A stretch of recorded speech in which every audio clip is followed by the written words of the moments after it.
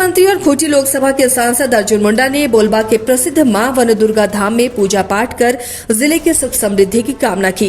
वहीं सिमडेगा दौरे पर अर्जुन मुंडा ने लोगों की समस्याओं को भी सुना और बोलबा के सुदूर ग्रामीणों के बीच बैठक कर संगठन मजबूती और कार्यकर्ताओं को केंद्र सरकार की कल्याणकारी योजनाओं को जन जन तक पहुंचाने को लेकर दिशा निर्देश दिया। झारखंड के साहिबगंज जिले में दूसरे दिन भी ईडी ने छापेमारी की। शुक्रवार को टेंडर मैनेज करने से जुड़े केस में सीएम के विधायक प्रतिनिधि पंकज मिश्रा समेत उनके करीबियों के कई ठिकानों पर छापेमारी की। इस दौरान विभिन्न जगहों से अब तक लगभग 5 करोड़ रुपए जब्त किए गए।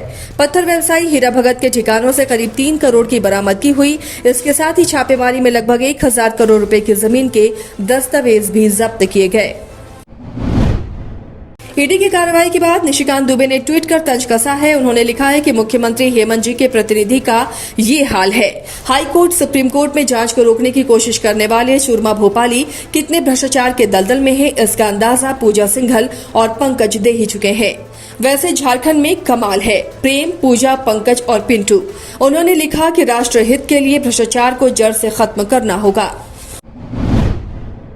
जामताड़ा जिले के बेजरा घाट और नाला के विभिन्न घाटों पर हो रही बालू की तस्करी के विरोध में जामताड़ा विधायक इरफान अंसारी ने मोर्चा खोल दिया है। उन्होंने भेड़ा घाट में बालू तस्करी का एक वीडियो जारी करते हुए आरोप लगाया कि बेजरा घाट से हर दिन सैकड़ों ट्रक बालू की तस्करी खुलेआम की जा रही है। बालू माफिया बालू की तस्करी कर राजस्व को चूना लगा रहे हैं। साथ ही उन्होंने नाला विधानसभा क्षेत्र के विभिन्न घाटों पर भी बालू का अवैध कारोबार होने का आरोप लगाया। उन्होंने मुख्यमंत्री हेमंत सोरेन से बालू तस्करी पर रोक लगाने की मांग की है। धनबाद के टुंडी, चिरकुंडा और अन्य थाना क्षेत्रों में बड़े पैमाने पर बराकर और दामोदर नदी से बालू का अवैध तरीके से खनन जारी है। एनजीटी द्वारा खनन पर रोक के कारण मनमानी कीमत पर इसे जिले भर में खपाया जा रहा है। स्थानीय लोगों की माने तो बगैर पुलिस को चढ़ावा दिए और खनन विभाग को मैनेज किए ये कार्य नहीं हो सकता। एनजीटी के आदेश को ठेंगा दिखाकर अवैध बालू का खनन और कारोबार जोरों से चल रहा है। उपायुक्त संजीव सिंह ने कहा कि जिला खनन टास्क फोर्स की बैठक में एनजीटी के नियमों के अनुरूप समय समय पर छापेमारी करने का निर्देश टीम को दिया गया है और कार्रवाई भी चल रही है। सिमडेगा सदर प्रखंड के तावड़ा पंचायत में बारिश नहीं होने से किसान काफी चिंतित हैं। खेती करने में उन्हें काफी परेशानी का सामना करना पड़ रहा है।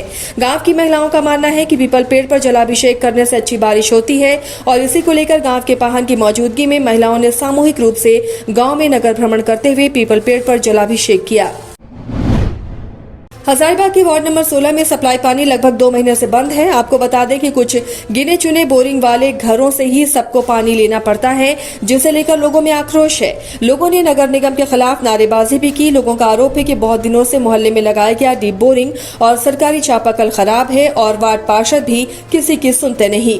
नगर निगम समस्या का समाधान नहीं कर पा रहा है। उन्होंने नगर निगम, पीडब्ल्यूडी और प्रशासन से गुहार लगाई है कि उनके मोहल्ले में होने वाली पानी की किल्लत को जल्द से जल्द दूर किया जाए। निरसा थाना के एमपीएल ओपी क्षेत्र अंतर्गत पांड्रा मोड़ के पास 2 हाईवा के आमने सामने भिड़ंत हो गई, जिसकी वजह से दोनों हाईवा बुरी तरह से क्षतिग्रस्त हो गई। बताया जा रहा है कि निरसा की तरफ से कोयला लोड हाईवा एमपीएल की ओर जा रहा था और एमपीएल की तरफ से दूसरा हाईवा कोयला खाली कर लौट रहा था। एक हाईवा को ओवरटेक करने के चक्कर में ये हादसा हुआ। केंद्र में नरेंद्र मोदी की सरकार आने के बाद एयर कनेक्टिविटी को बेहतर करने के उद्देश्य से उड़ान योजना लाई गई थी। इस योजना के तहत छोटे शहरों को हवाई सेना से जोड़ना उद्देश्य था। इसी को लेकर बोकारो में 40 वर्ष पुराने Bokaro steel authority of India limited के एयरपोर्ट को इस योजना के तहत दिया गया। 25 अगस्त 2018 को तत्कालीन मुख्यमंत्री रघुवर दास ने इस एयरपोर्ट के कार्य का शिलान्यास भी किया था। वर्ष 2019 में इस एयरपोर्ट से उड़ान सेवा शुरू की जानी थी, लेकिन ऐसा नहीं हो सका। एजीएम सिविल प्रियंका शर्मा ने बताया कि सिविल का काम पूरी तरह से कंप्लीट हो चुका है। जैसे ही लाइसेंस मिलेगा वैसे ही यहां से उड़ान सेवा शुरू की जाएगी।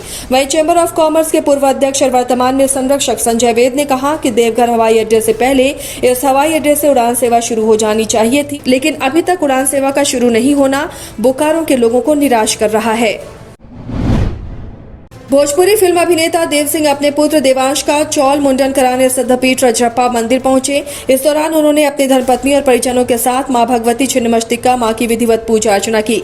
उन्होंने कहा कि इससे पहले जब वो यहां आए थे तो उन्होंने मां से मन्नत मांगी थी और मन्नत पूरी होने के बाद मां के चरणों में श्रद्धा सुमन अर्पित करने पहुंचे। उन्होंने झारखंड की प्राकृतिक सौंदर्य की भी तारीफ की।